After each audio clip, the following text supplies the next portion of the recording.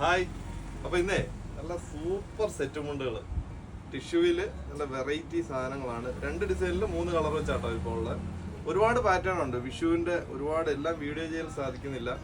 എനിക്ക് നല്ല beautiful item. അതിൻ്റെ 280 ലെങ്ത് വരുന്ന അതിൻ്റെ കവണിയാണ് കേട്ടോ.